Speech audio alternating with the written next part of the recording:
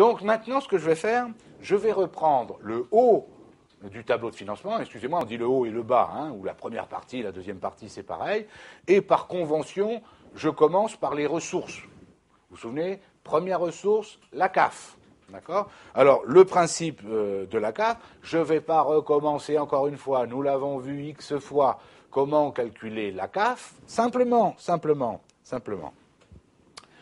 Il faut bien que je vous précise quelque chose, parce que là aussi, les auteurs, tout le monde n'est pas d'accord là-dessus. Quand le tableau de financement du plan comptable a été inventé, on ne retraitait pas à l'époque le crédit bail.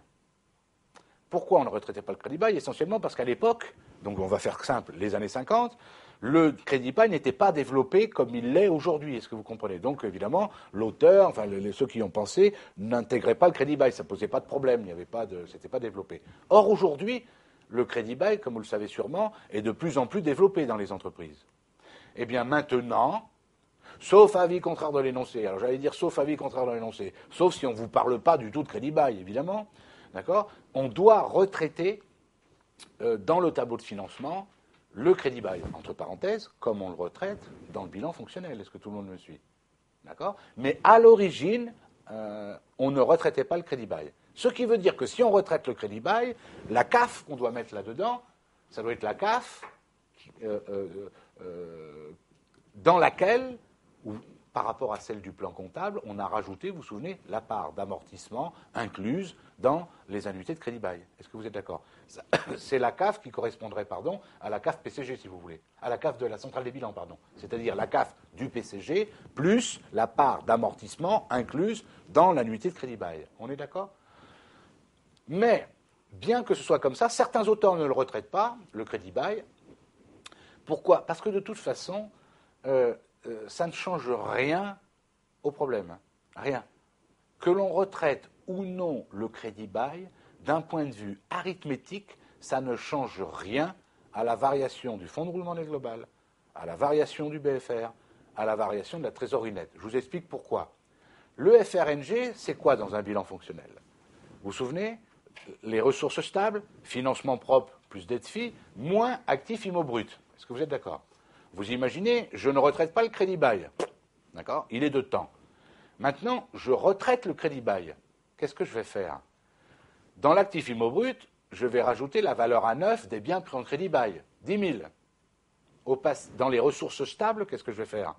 Dans les fonds propres, dans les financements propres, je vais rajouter la part d'amortissement cumulée depuis que j'ai pris le bien en crédit bail, 2 000. Et en dette FI, toujours dans les ressources stables, je vais mettre le complément, 8 000. Est-ce que vous êtes d'accord ? Qu'est-ce que ça change ? Rien. Je rajoute 10 000 à l'actif, enfin 10 000 dans l'actif IMO brut, et je rajoute 10 000 entre les financements propres et les dettes FI. Donc, que j'en tienne compte ou pas, le FRNG, lui, n'a pas bougé. Est-ce que vous êtes d'accord ? Voilà pourquoi certains auteurs vous disent, par simplification, on ne retraite pas le crédit bail, parce que de toute façon, ça ne change rien.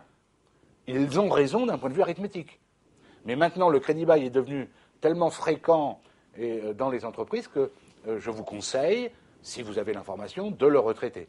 On est bien d'accord, une dernière fois, ça ne changera rien au problème. Je suis bien, attention, dans le retraitement du crédit bail dans le plan comptable général. On verra qu'après, pour l'OEC, l'ordre des experts comptables et la centrale des bilans, c'est éventuellement autre chose. Mais là, qu'on le retraite ou pas, ça ne change pas. Mais si dans l'énoncé, on vous parle du crédit bail, ça veut dire que l'auteur du sujet veut vous inciter à retraiter le crédit bail, tout simplement. On est d'accord ? Donc, ça, c'est la CAF. Alors, je vais vous rappeler, s'il en était besoin, comme je dis toujours, et excusez-moi, une 74e fois de suite, quelles sont les principales difficultés pouvant se rencontrer lors du calcul de la CAF ? Alors, ça, je ne vais pas vous surprendre. Premier poste, le compte 675. On recommence encore. Le compte 675 se trouve dans un compte de résultat avec le poste charge exceptionnelle sur opération en capital. Le problème, c'est que dans ce poste, charge exceptionnelle sur opération en capital, à l'intérieur, il n'y a pas que le compte 675. Il y a potentiellement le 675 et le 678, charges exceptionnelles diverses. Le problème est, comment je fais pour savoir quel est le montant du 675 ? Toujours la même réponse. Première possibilité, j'ai un renvoi en bas du compte de résultat qui me dit, c'est le renvoi 7, détail des charges et des produits exceptionnels, et là on peut me donner le montant de la VCEAC. Zéro souci. Deuxième façon, ce renvoi n'est pas rempli dans le énoncé, mais j'ai l'alias fiscal, vous vous souvenez, 2054, 55, 56. Je vous ai appris comment reconstituer le 675 à partir de la 2054, de la 2055, 56. Est-ce que vous êtes d'accord? Donc je ne vais pas recommencer puisqu'on l'a déjà fait. Je vous y renvoie. Juste un détail. Attention, dans la 2054, qui concerne les IMO, la colonne diminution, ce n'est pas ni le prix de cession, ni la valeur comptable. La colonne diminution de la 2054, les IMO, ça veut dire le prix auquel on avait payé les IMO au départ. Donc ce n'est pas le 775, prix de cession, et ce n'est pas non plus 675. Ça, c'est une erreur à ne pas commettre. On est d'accord?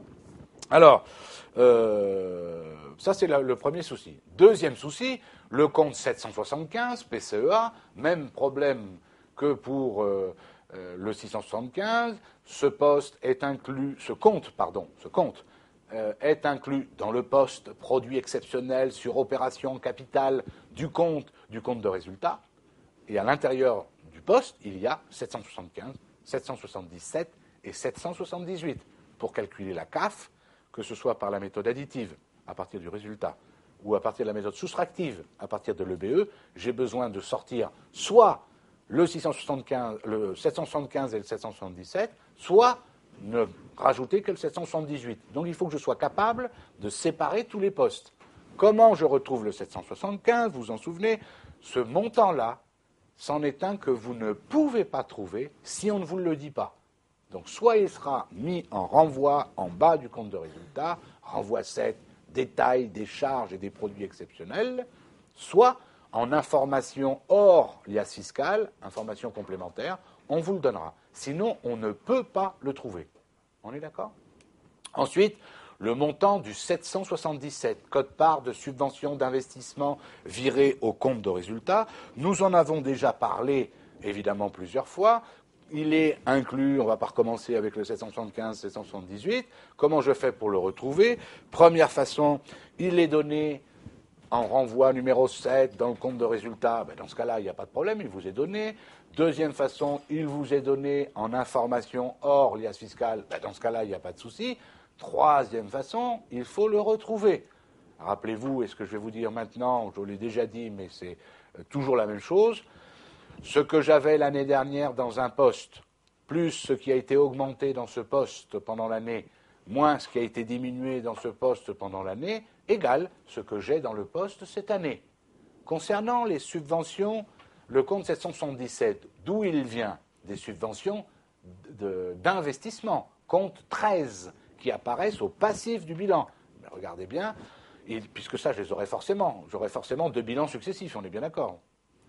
Je prends le compte 13 de l'année dernière, il y a tant dedans. Alors, il peut ne rien avoir, tant. Plus les augmentations des subventions que j'ai reçues dans l'année, moins le montant des subventions qui ont été virées au compte de résultat, c'est-à-dire diminuer le compte subvention, ce montant-là, égale les subventions que j'ai cette année. Par différence, vous allez retrouver obligatoirement le montant du 777. Est-ce que tout le monde est d'accord? C'est toujours le même principe, bien entendu. D'accord?